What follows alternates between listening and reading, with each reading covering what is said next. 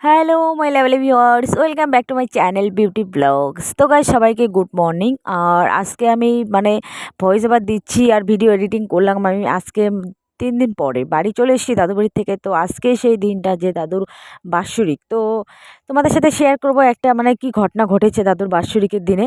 তো আমি ভিডিও লাস্টে তোমাদের সাথে শেয়ার করব, সেই ভিডিওটা আমি ক্লিপ নিয়ে রেখেছি, তোমাদের সাথে আমি সেটাও শেয়ার করব।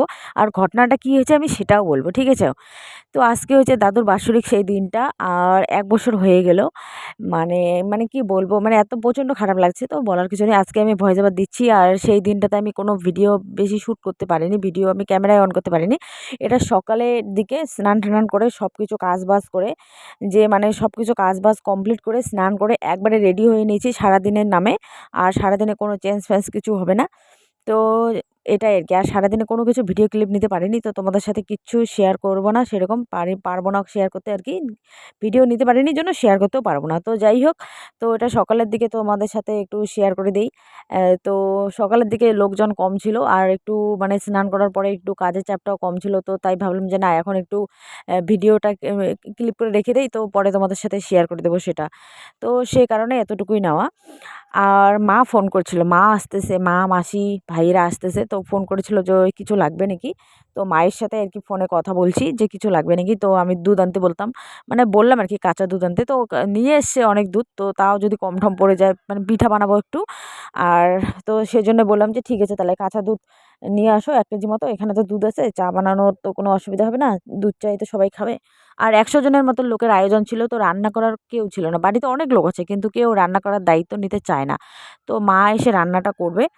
আর বাড়ির থেকে আমি নারকেল নিয়ে এসেছিলাম আমার শ্বশুরবাড়ি থেকে। তো এখানে বাবার বাড়িতে রেখেছি কিছুটা পিঠে খাওয়ার জন্য। আর এখানে দাদুর এখানে ২ টো নিয়ে এসেছি। তো দাদুকে পিঠে একটু নাড়ু করে দিব। তো আমি এদিকে, মা এদিকে রান্না করছিল সবকিছু। এমনিতে বেশি কিছু আয়োজন করা হয়নি আরকি। বেশি কিছু আয়োজন করা হয়নি। তো এমনিতে লোকজন কেউ খেতে চায় না।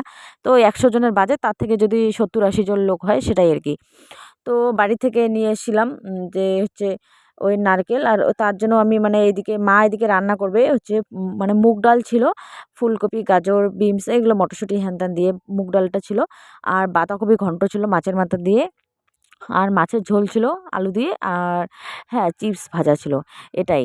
তো দাদুর জন্য এক্সট্রা মাছ ভাজা রেখে দেওয়া হয়েছিল। দাদুর জন্য একটু মাংস আনা হয়েছিল। দাদুকে এগুলা রেঁধে বেড়ে আরকি বাইরে দাদুকে খেতে দেওয়া হবে। তো এটা আগের বারের ভিডিও ক্লিপ নেওয়া আছে। তোমাদের সাথে এটা শেয়ার করলাম, তোমরা দেখো।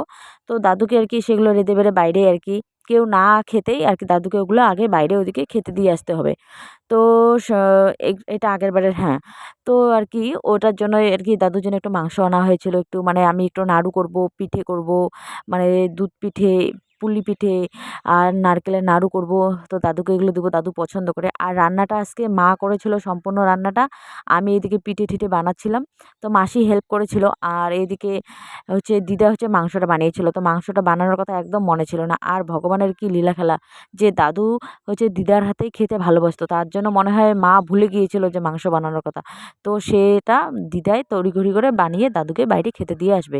দিয়ে এসেছিল। তো দাদুর তো আমাদেরকে খুব ভালোবাসতো। তো সেই হিসেবে দাদু আমাদের হাতের রান্না খেতে পছন্দ করত।